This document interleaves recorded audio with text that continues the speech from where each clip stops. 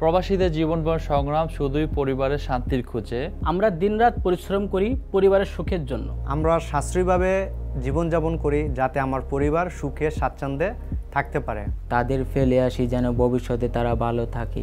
হাত চলে কাজ, মন থাকে প্রিয় মুখের পাশে। মালয়েশিয়া থেকে যদি অন্য কোনো দেশে যেতে চান তাহলে সবার আগে ভাবা উচিত আপনার প্রিয়জনের সুখ ও নিরাপত্তা। পরিবারের সুখ শান্তির জন্য যদি আপনি আপনাদের নিজেদের জীবনকে বিপর্যস্ত করে ফেলেন, তাই বিদেশ যাওয়ার আগে আপনাকে নিশ্চিত হতে হবে যে আপনি যেখানে যাচ্ছেন সেখানে আপনার একটি বৈধ চাকরি আছে। তা না হলে আপনি আগের চাইতে খাবার অবস্থায় পড়বেন। আর দ্বিতীয়ত আপনার জন্য পরামর্শ হলো কখনোই আপনি সমুদ্রপথে বিদেশে যাবেন না। এই পথে অনেকে হারিয়ে যায় বা মারা যায়। আপনার জন্য কখনোই এই ঝুঁকিটি নেওয়া ঠিক হবে না।